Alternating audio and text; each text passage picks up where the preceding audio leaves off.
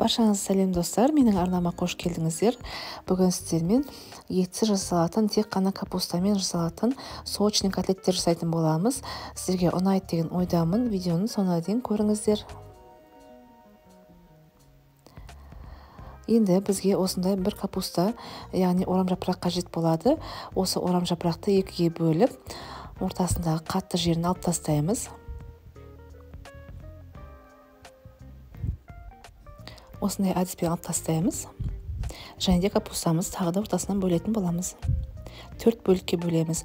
Бізге бұл котлет жасау үшін капустаның 3 бөлігін ғана пісіретін боламын бүгін. Қалған бір бөлігін алып қаламын. Достар, міне осындай әдіспен тураймыз. Қатты ұзын емес, қатты қысқа емес, осындай, және де тым жұқа қылмаймыз. Осы әдіспен осындай көлемде турап аламыз. Барлығын турап болды, міне бір бөлігін қалды менде. Енді қалған 3 бөлігін турап, үлкенде ыдысымызға салып, оны отқа қоямыз. Осы капустаның үстіне 1 литрдай су құйдым. Енді бізге бұл капустаны жұмсарғанша 1 сағаттай қайнату қажет болады. Үстіне ешқандай тұз, ештеңе қоспаймыз, тек қана өзін жұмсарғанша пісіреміз. Қатты езілгенше емес. Осындай, міне достар, менің капустам дайын болды. Міне осындай жұмсақ болу керек. Түбіндегі суды мен қазір төгіп тастаймын. Кішкене су қалыпты. Бізге капустамыздың суы қалмау керек. Сонда котлеттеріміз піскен кезде шикі болмайды ортасында. Ешқандай су қалмау керек. Енді капустамыз біздің суын төктім. Енді кішкене қайнатамын. Оған дейін осы табамызға сұйық май құйып, 1 дана пиязды турап, оны жұмсарғанша пісіреміз. Пиязымызды қатты қызартпаймыз, тек қана жұмсарғанша пісіреміз. Оған дейін менің капустам дайын болып қалады. Мүлдем су қалмағанша капустамды пісірдім, достар. Ешқандай су жоқ. Ішінде қалған суын төгіп тастадым да, тағы да 5 минуттай осылай табаға өзін ғана пісірдім. Осындай құрғақ болу қажет. Енді дайын болған пиязым міне осындай болып пісті. Қатты қызартпай, тек қана осындай қылып пісіреміз де. Оның үстіне міне бір картопты, осындай үлкенде картопты үккіштің үлкен жағымен өткізіп, пиязымызға қосамыз.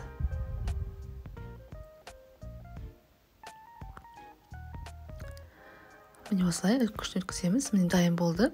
Енді жаңағы піскен пиязыма қосып, екеуін жасап араластырамын.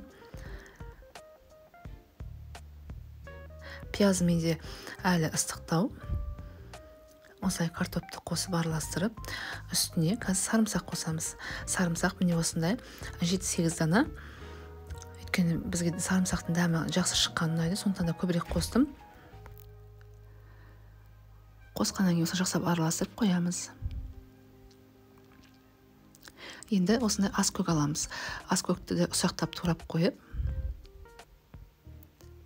турап болғаннан кейін достар, осындай үлкенде отыз саламыз. Үлкенде отызға картоп пен пиязды салып, үстіне ас көкті қосып араластырамыз. Ыдыстарыңыз үлкенде болсын, өйткені біз қазір жаңа капустамыздың барлығын осыған салып араластыратын боламыз. Сондықтан да сиятындай етіп үлкенде отыз салыңыздар. Енді үстіне ас көкті қосамыз, және де ыстықтай капуста қосамыз. Капустамыз ыстық болған дұрыс, өйткені біздің шикі картопымыз барлығы ішінде пісу қажет болады. Ыстығына және де қазір манный крупа қосатын боламыз. Манный крупаның барлығы ыстық капустада жылдам көтеріліп, жылдам өзінің формасын алады. Енді осы капустамызды біртіндеп қосамыз. 3 ретке бөліп қостым. Өйткені біздің картопымыз барлығы жақсап араласу қажет. Мен достар барлығын араластырып алдым. Енді 6 қасық манный крупа қосамыз. Манный крупа біздің капуста мен жаңа картоптың барлығының кішкене суы бөлінеді ғой, соны өзіне сіңіріп, біздің капуста мен осындай котлетімізді құрғақ етеді. Құрғақ болады іші барлығы. Сондықтан да манный крупа қосқан дұрыс болады. Крупаны қосқаннан кейін жасап араластырдым. Енді дәміне қарай қара бұрыш, жарты ас қасық және де 1 ас қасық тұз қостым. Басқа ешнәрсе қоспадым, өйткені өзінің ішіндегі жаңағы сарымсақтың, ас көктің дәмі барлығы жақсы шығады. Сондықтан да ешқандай артық дәмдеуіш қоспадым.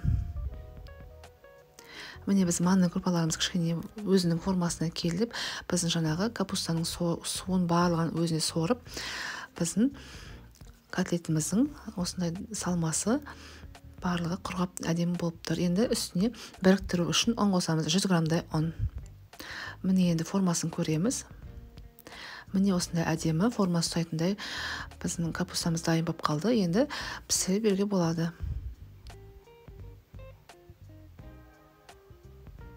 Достар, енді мен сізге осындай екі түрін көрсетемін. Ұнға матырамын котлетті, және де осындай панировочный сухариға батырып көрсетемін. Қайсы әдемі, қайсы дәмді болатын қазір көресіздер. Және де ешқайсына матырмай, жай ғана капустаны өзімен де істейтін боламын. 3 түрлі котлет істейтін боламыз. Міне достар, мен тавамды қыздырып, котлеттерімді қуырып жатырмын. Көріп отқандарыңызда екеуі жай ғана капуста, ешқайда матырмай, екеуі панировочный сухариға матырылған, және де екеуі ұнға матырылған. Сіздерге қазір айырмашылығын көрсетемін. Котлетіміздің бір жағы қызарғанша, және де екінші жағы қызарғанша пісіреміз. Сол кезде толығымен барлығы, картобы барлығы толығымен піседі. Табаларыңыз қалың болған дұрыс, жақсы піседі. Міне осылай екінші жағы міне қызарды, мен аудардым. Міне достар, ұнмен және де капустаны жай ғана өзін пісірген котлеттерде ешқандай айырмашылығы жоқ. Ал панировочный сухаримен котлетіміз біздің түсі де қоңыр, және де қабығында бір кітірлеген әдемі дәм болады. Егер де ұнап жатса, осылай пісіріп көріңіздер. Ал егер де үйлеріңізде панировочный сухари болмай жатса, жай ғана ұнға немесе манкаға да матырып пісіруге болады, немесе жай ғана өзін, капустаның өзін ғана пісіруге болады. Міне достар, мен барлығын пісіріп болдым. Осындай көлемде, осындай әдемі болып шықты. Көбісін панировочный сухаримен пісірдім. Енді соның дәмін көреміз.